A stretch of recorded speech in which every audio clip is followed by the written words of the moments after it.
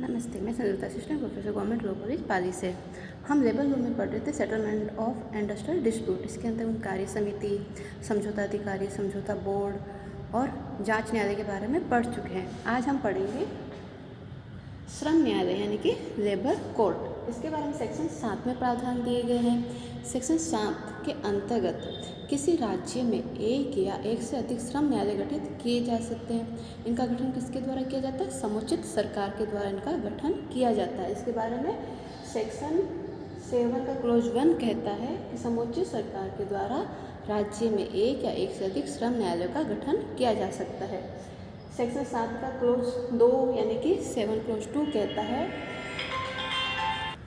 इसका 7 क्लोज 2 कहता है कि जो श्रम न्यायालय है, श्रम न्यायालय के अंतर्गत केवल एक व्यक्ति ही होगा और वह व्यक्ति पीठासीन अधिकारी कहलाएगा। Section 7 close 2। सेक्शन 7 के क्लोज 3 में कहा गया है पीठासीन अधिकारी की योग्यताएं। तो सेक्शन 7 के क्लोज 3 के अनुसार पीठासीन अधिकारी की क्या क्या योग्यताएं होनी चाहिए? सबसे पहले वह हाईकोर्ट का न्यायाधीश है या फिर रहा है, अथवा वह कम से कम 3 वर्ष तक जिला न्यायाधीश या अतिरिक्त जिला न्यायाधीश रहा है, अथवा वह औद्योगिक विवाद अपील अधिकरण अधिनियम 1960 के अधीन गठित श्रम अपील अधिकरण या किसी अन्य अधिकरण के सभापति या फिर सदस्य का पद कम से कम 2 वर्ष तक धारण कर चुका है। तो यानी वो उससे क्या क्या होना चाहिए? या तो हाईकोर्ट का न्यायाधीश है या फिर रहा है, जिला न्यायाधीश या अतिरिक्त जिला न्यायाधीश के रूप में कम से कम 3 वर्ष तक उसने कार्य किया हो, या फिर वह औद्योगिक विवाद अपील अधिकरण अधिनियम 1960 के अधीन गठित श्रम अपील अधिकरण है या कोई अन्य अधिकरण है उसके सभापति के रूप में या फिर सदस्य के रूप में कम से कम 2 वर्ष तक वह पद धारण कर चुका है, अथवा इसके अलावा उसने भारत में कम से कम 7 वर्ष की अवधि तक कोई न्यायिक पद धारण किया है, या अथवा यानी कि मैं सिर्फ अथवा लगा के आगे आगे जोड़ते जाना, क्या क्या क्वालिटी उसके अंतर्गत होनी चाहिए। वह किसी ऐसे श्रम न्यायालय के पीठासीन अधिकारी के रूप में 5 वर्ष तक रहा हो जिसका गठन किसी प्रांतीय अधिनियम के अधीन किया गया है। तो ये सारी जो ए से लेकर ई तक की है जो योग्यता है वो पहले से जब अधिनियम बना था तब से डाली गई है। इसके बाद में एफ और जी ये 2000 के संशोधन के द्वारा अंततः स्थापित की गई है धारा 4 के द्वारा। एफ और जी 2010 के संशोधन द्वारा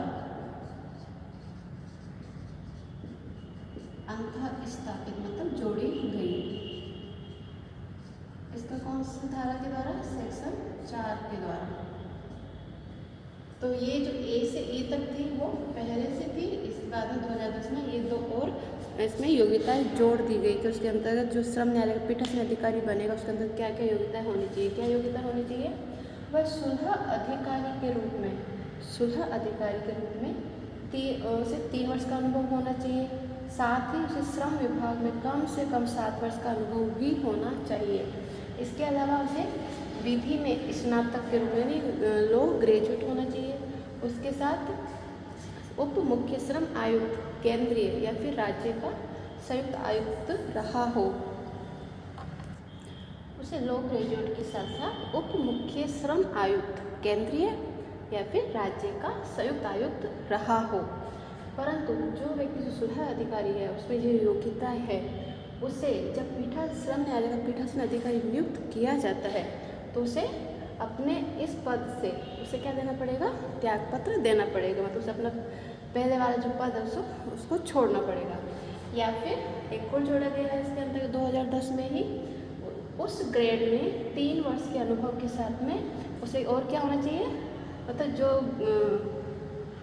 भारतीय विधिक सेवा ग्रेड 3 का अधिकारी भी उसे होना चाहिए। तो ये सारी क्या है? पीठासीन अधिकारी जो कि श्रम न्यायालय का होता है उसके क्या क्या योग्यताएं होनी आवश्यक है, सेक्शन 7 के क्लोज 3 में दी गई है। तो ये हो गया सारा इसकी योग्यताएं। अब हम पढ़ते हैं जो श्रम न्यायालय है उसका जो गठन है, गठन क्यों किया जाता है, मतलब इसके कार्य क्या क्या है।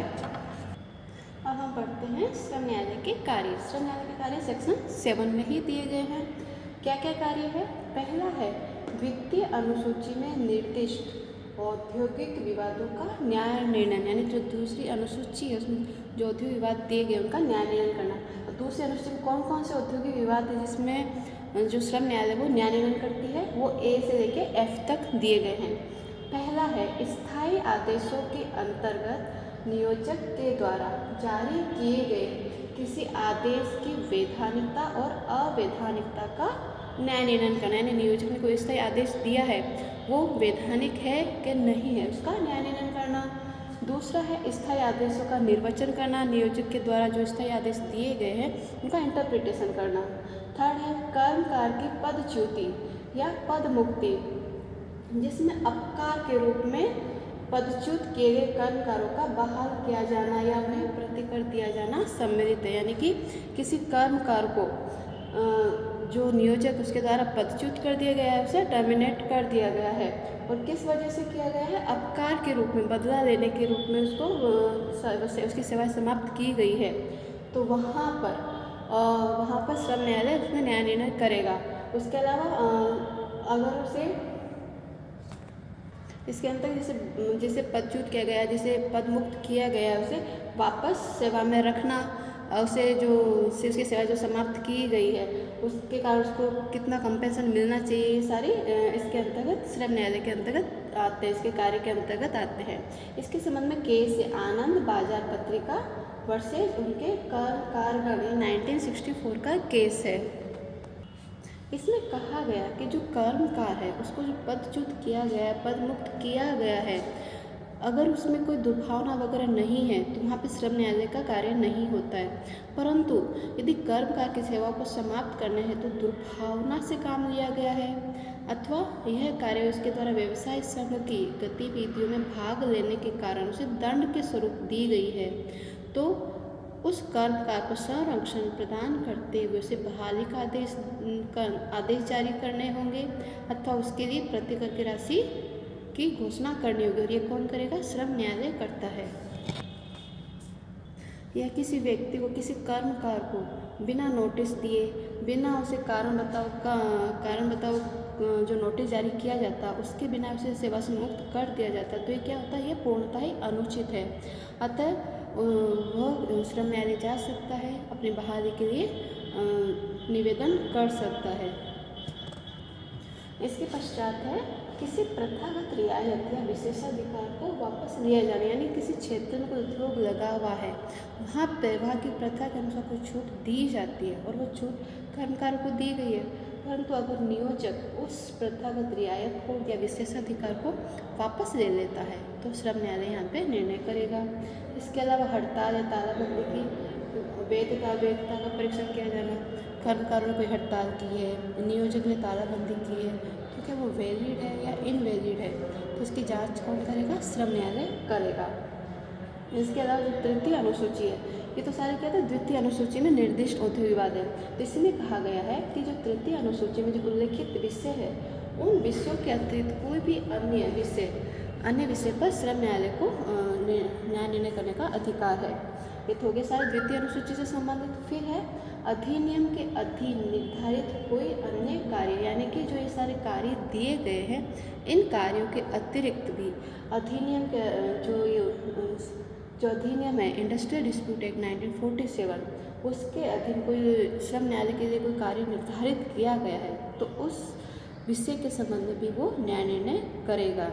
तो आज हमने पढ़ा श्रम न्यायालय का गठन समोच्च सरकार के द्वारा, एक व्यक्ति होता है पीठासीन अधिकारी, उसकी योग्यताएं सेक्शन 7 के क्लॉज 3 में दी गई है, उसके कार्य सेक्शन 7 में दिए गए हैं।